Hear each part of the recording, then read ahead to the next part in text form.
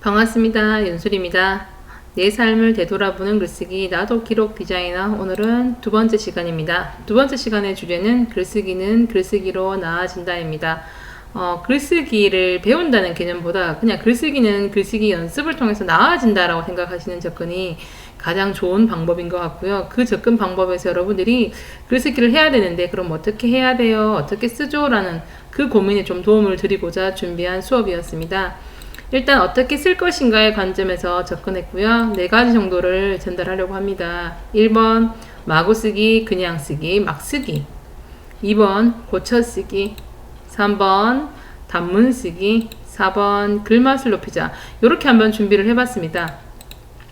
마구 쓰기, 그냥 쓰기, 막 쓰기, 이거 여러분 많이 들어보셨죠? 여러분 실제로 글쓰기를 하려고 하면 뭐가 떠올랐는데 쓰려고 하니까 이건 아닌 것 같아 라고 주저하세요. 그리고 또 뭘 이걸 하면 아우 이건 아니야 스스로 자꾸 뭔가 검열을 하시죠. 그래서 제가 수업 시간에 글쓰기를 할 때 내부 검열자를 잠재워라 라는 얘기를 많이 하는데요. 뭐가 올라올 때마다 첫 생각, 첫 느낌이 참 중요한데 그것을 실마리를 잡고 출발을 하면 되는데 그 첫 생각이나 느낌을 스스로 조금 재단을 하시는 것 같아요. 이건 별로인 것 같아, 이건 아닌 것 같아. 그래서 일단 제가 어떻게 쓰면 좋아요? 라는 질문에 드리고 싶은 대답은 그냥 쓰세요. 막 쓰시면 돼요. 떠오르는 대로 막 쓰시면 돼요. 그렇게 쓰는 게 중요하다는 얘기를 제가 여러 번 강조합니다. 그리고 난 다음에 두 번째 여러분 이렇게 쓰시면 돼요. 막 쓰신 다음에 고치시면 돼요. 여러분이 처음에 쓰신 글로 여러분이 끝까지 가는 게 아니라 여러분 첫 쓰신 글을 가지고 여러 번 고치거든요. 여러분들이 시중에서 만나는 책, 내 주변에 있는 가까이 있는 책만 보더라도 그 책은 수십 번, 수백 번 고친 책들입니다. 고쳐서 나온 글들을 모은 책인데 그거를 두고 여러분이 처음부터 내 글이 이거와 같지 않네 라고 하면서 나는 글쓰기를 못하는 것 같아. 그런 마음 먹으시면 안 된다라는 얘기를 해드리고 싶어요. 그래서 덧붙여서 말씀을 드린다면 여러분 잘 쓴 글은 많이 고친 글입니다. 이 사실을 좀 잊지 않으셨으면 좋겠어요. 처음부터 잘 쓴 글이 나온 게 아니고요. 많이 고쳐서 정말 걸레가 될 때까지 고친 다음에 잘 쓴 글, 여러분이 지금 그런 글들을 만나고 계시는 겁니다. 그러면 처음부터 나에게도 허용을 해야 되겠죠. 잘 쓰지 않는 글, 이상한 글 처음부터 나와도 괜찮다는 겁니다. 그러니 여러분 막 쓰시고 나중에 고치면 되니까 오늘부터 막 쓰면 돼. 그냥 쓰자. 이런 마음 먹으셨으면 좋겠습니다. 그리고 세 번째는 여러분 일단은 장단을 조절하는 게 가장 좋다라는 말을 해드리고 싶기는 한데 장단 조절도 역시 좀 기술의 영역인 것 같고요. 그래서 그냥 드리는 말씀은 단문 쓰기입니다. 단문 쓰기는 주어와 서술어가 하나인 문장을 이야기합니다. 보통 작가들 중에서 장단을 너무 이렇게 하시는 분들 계시죠. 그러면 우리가 와 멋지다 하지만 사실 멋지다라고 흉내내다가 이게 무슨 말이야? 라는 소리를 많이 듣게 됩니다. 여러분들이 그런 걸 조금 피하시기 위해서 처음에 글쓰기 하실 때는 좀 짧게 쓰는 연습을 하시면 좋을 것 같습니다. 제가 글쓰기가 필요한 시간에 넣었던 문장이기도 한데요. 익숙하지도 않은 긴 검을 휘두르다가 오히려 자기가 베릴 수 있다. 차라리 짧은 검으로 여러 번 휘두르는 것이 더 훨씬 효과적이다.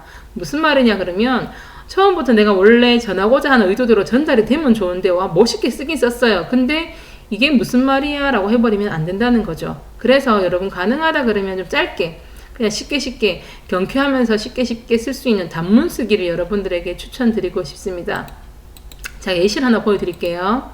제가 한번 읽어보겠습니다. 그날 아침 아이의 표정이 너무 무거워 보인 데다가 집에 귀가하는 길이 많이 힘들었다는 이야기에 집에서 아이를 기다리는 동안 마음이 불안했는데 아이의 표정이 밝아 마음이 안심되었다. 여러분 보시면 알겠지만 여기서 마침표가 단 하나가 나옵니다. 그날 아침 마음이 안심되었다. 뭔가 이야기도 있고 힘들어 보이고 뭔가가 많은 메시지를 가지고 있어요. 그런데 이 긴 호흡으로 따라서 가다 보니까 누군가는 이해하지만 너무 길고 어려워서 잘 모르겠어. 무슨 말을 하는 건지 헷갈려. 마음이 불안하다는 건지 마음이 안심이 되었다는 건지 모르겠어. 이럴 수 있겠죠. 그래서 이런 경우와 같이 여러분 긴 호흡으로 가지 마시고 조금 짧게 하라는 얘기를 제가 조언드립니다. 그날 아침 아이의 표정이 너무 무거워 보였다. 거기에 집에 귀가하는 길이 많이 힘들었다는 이야기에 집에서 아이를 기다리는 동안 마음이 불안했다. 그런데 아이의 표정이 밝아 마음이 안심되었다. 여러분 글은 말을 하는 것처럼 우리가 쓰기 때문에 자신의 호흡으로 씁니다. 쉬고 싶은데 쉬고 마치고 싶은데 마쳐요. 근데 글을 읽는 사람 입장에서는 여러 명이 읽고 다양한 사람들이 읽기 때문에 읽는 곳과 쉬는 곳이 다릅니다, 여러분. 그런 측면에서 보더라도 단문 쓰기가 전달하는 데는 훨씬 더 낫다라는 얘기를 좀 해드리고 싶어요. 자, 마지막으로 여러분, 다양한 표현으로 글맛을 높이자라입니다. 여러분께 같은 글 안에 비슷한 단어가 계속 반복되면 우리가 좀 지겨울 수 있잖아요. 그래서 뜻은 비슷한데 다른 형식으로 쓸 수 있는 어휘의 문제이기도 한데요. 다양한 어휘를 쓰자라는 측면에서 제가 한번 예를 들어 보겠습니다. 힘들고 뭐 복잡해요 라는 심정으로 뭔가 글을 쓰는 상황이 벌어졌다 그러면 우리가 쓸 수 있는 말들이 있어요. 복잡하다, 힘들다 라는 말이 있겠죠. 근데 복잡하다, 힘들다만 쓰는 것이 아니라 몸이 지친다, 힘들다, 고단하다, 어렵다, 갈피를 못 잡겠다, 고달프다, 사정이 좋지 않다, 곤란하다, 천근만근이다. 그 대체할 수 있는 어휘들이 굉장히 많이 있죠. 만약에 여러분들이 글 속에서 힘들다만 계속 보시면 글이 힘든 게 아니라 나도 글을 읽으면 나도 힘이 들 것 같지 않나요? 그러니까 비슷한 단어가 나오시면 다른 단어로 대체하셔가지고 글을 쓰시면 좀 낫다라는 거, 요것만 이 네 가지만 조금 기억하셔도 도움이 되지 않을까 싶습니다. 자, 마무리하겠습니다. 막 쓰세요. 그냥 마구 쓰고 그냥 쓰고 떠오르는 대로 쓰시면 돼요. 내부 검열자가 이거 안 돼, 저거 안 돼 그러면 너 조용히 해 하시면 돼요. 그리고 잊지 마세요. 잘 쓴 글은 많이 고친 글입니다. 여러분이 만나는 글들은 많이, 그것도 아주 많이 걸레가 될 때까지 고친 글을 여러분들이 만난다는 사실을 잊지 않으셨으면 좋겠습니다. 세 번째는 단문 쓰기입니다, 여러분. 아무래도 짧은 검으로 여러분 휘두르는 게 긴 검 휘두르다가 내가 베일 수도 있다고 했던 거 같이 기억하시면 좋을 것 같아요. 마지막으로 반복된 단어를 좀 삭제하시고 여러 어휘, 다양한 어휘를 쓰셔가지고 글맛을 조금 높이시면 도움이 되지 않을까 싶습니다. 오늘 이렇게 짧은 영상 한번 준비해 봤습니다. 글쓰기는 글쓰기로 나아진다 해서 그냥 막 쓰시고 고치면 돼. 대신 쓸 때 좀 짧게 툭툭 치면서 나가보자. 그리고 비슷한 게 나오면 좀 바꾸자. 이렇게 기억하시면 많이 도움이 될 것 같습니다.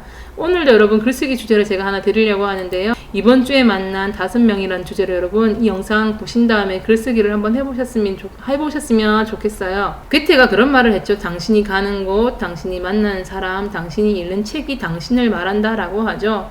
그런 측면에서 여러분들이 이번 주에 했던 것들이 중요할 것 같은데요. 이번 주에 여러분에게 의미 있었던 분들, 가족도 괜찮고 친구도 괜찮고 뭐 선배도 괜찮고 그 사람들과 관련된 이야기를 한번 글로 적어 보시면 어떨까 싶습니다. 기회가 되면 여러분의 글을 만날 수 있었으면 좋겠습니다.